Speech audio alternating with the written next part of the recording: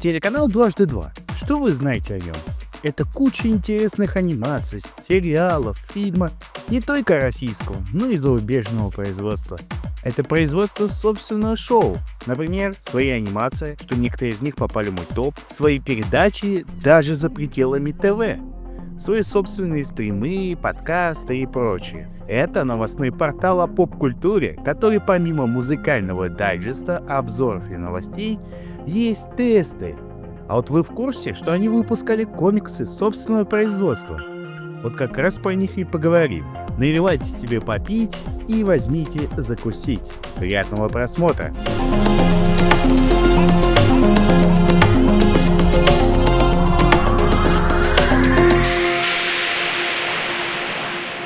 Начнем с первого комикс-сборника межгалактического телевидения. В названии пахнет отсылкой с сериала «Рик и Морти». Как раз там было такое телевидение. Гадость! Все межпространственное ТВ основано на подростковом насилии.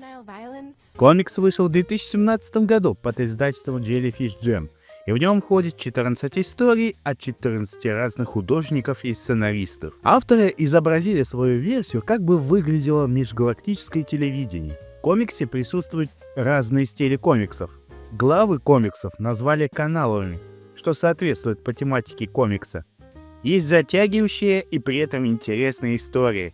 А самое интересное, на мой взгляд, сделано не вертикально, как обычно выпускаются, а горизонтально, по тематике комикса. Да-да, как будто смотрю книжный телевизор. Серьезно? Наши деньги? На, серьезно. Ты не верил? Не верил, нет. В этой сборнике мне запомнилась иллюстрация от Димы HLCLL.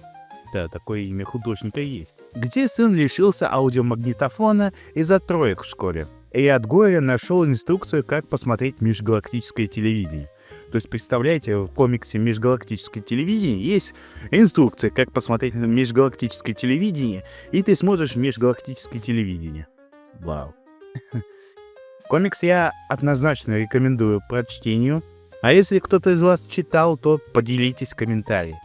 Мало ли, вдруг есть народ, который читал этот комикс. Вдруг они сделали открытие до моего выхода ролика. Вообще будет фантастика. Второй комикс-сборник уже вышел в 2019 с названием «Мультсериал моей мечты». Что же известно об этом комиксе? Уже авторы сборника решили сделать свой мультсериал мечты, но в формате комикса. Вышел под издательством Jellyfish Jam, но на этот раз сделали 8 художников. А значит, нас ожидаются 8 историй. Как и в прошлом комиксе, присутствуют разные стили. Каналы снова стали главами комикса. Ведь по сути, где же еще можно транслировать мультсериалы помимо вашего интернета? Да, представляю, какие будут комментарии по этому вопросу. Обязательно есть и интересная история. Например, есть глава про историю учителя ОБЖ, который выживает в лесу с помощью знания основы безопасности жизнедеятельности. И еще одна глава под названием «Магазин Четверочка», где продается все ради выживания в апокалипсисе. Как мне показалось, комикс заслуживает внимания читателя, поэтому я настоятельно рекомендую к прочтению. Но если вы уже прочитали, конечно же, комменты приветствуются. А вот следующий — это не просто комикс, а коллаборация с певицей Ашника и Тайна Синего Ящика.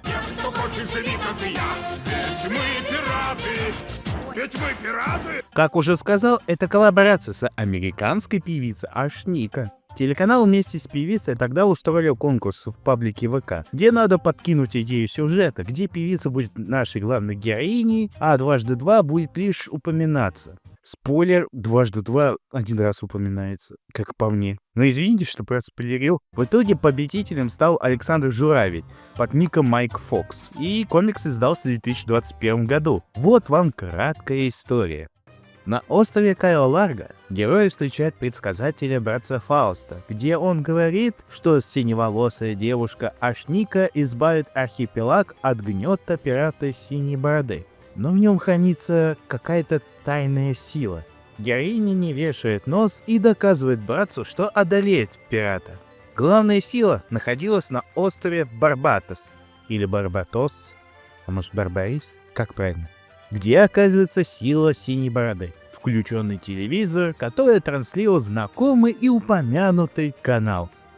Ну да, я думаю, наверное, логично, не стоит называть, да? Да? Борода пытается одолеть героиню, но он сам погибает от песни Ашника. Сила песни рулит. И покидает мир через телевизор.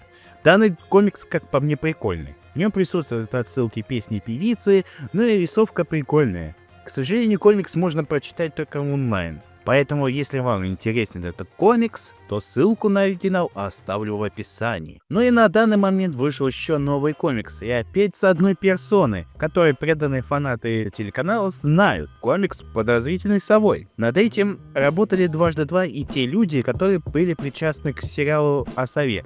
А точнее, за сценарий комикса они были ответственны. Но для начала давайте напомним вам, что за сериал такой. Подозрительная сова. Город Н охраняют уникальные полицейские. Во главе участкового отделения детектив Сова, под шляпой которого скрывается отец по имени Совенок. Все, бать, ты проиграл. Почему? Ну, мат тебе от слона. Рядом трудится несносный напарник Свинья, вечно голодный и капризный, но преданный делу. Почему в жизни все не так, как в моих любимых фильмах? Руководит всеми делом чести сам шеф-слон, способный своим хоботом заставить дрожать стены и преступников одновременно. Сейчас пойдешь искать другую работу, если не научишься работать в команде. Понял меня? Поддерживает команду разношерстный коллектив. Бобер, нытик с его неповторимым шепелявым говорком, медленно ползущая улитка. Зайчиха, первая девушка в полицейском участке с незабываемым акцентом. Почти босс криминальных дел, гангстер Ишак. И самый беспокойный среди сотрудников Чихуахуа, которому тревожно все вокруг. Ах да, чуть не забыли упомянуть нашего научного героя, лягушку, парализованного ученого-инвалида, которого природа наградила гениальным мозгом и невероятными техническими талантами. Все это звучит странно, но именно эта команда справляется с самыми сложными случаями. Как им удается выжить на службе? Но это уже совсем другая история.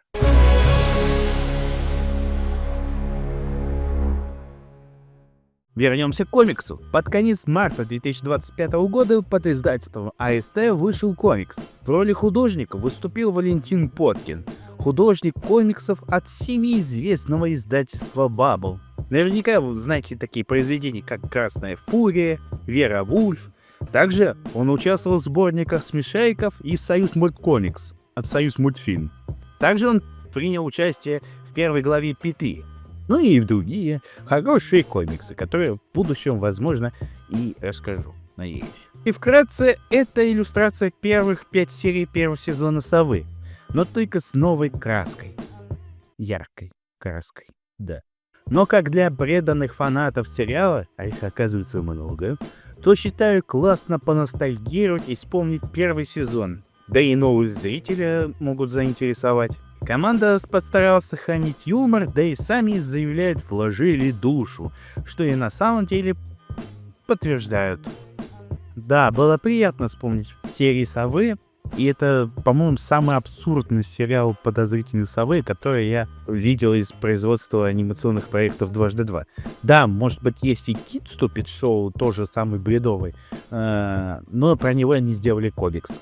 Да и вообще он сейчас на данный момент пропал с сайта «Дважды два» из-за актуальности законов. Было бы классно, если бы «Дважды два» тоже использовал своих же персонажей собственного производства в комиксы. Или, как они любят под Новый год делать спешлы. Вот недавний спешл был, где присутствовали персонажи «Осторожные земляне», там, шоу-контента 3-го сезона. В общем, прикольно. Ну, единственное, что хотелось бы другие приключения, которые, возможно, бы не показали бы в эфир. Сделано эксклюзивно для комиксов. Так что «Дважды два» берите на заметку. А так, для ностальгии я рекомендую комикс.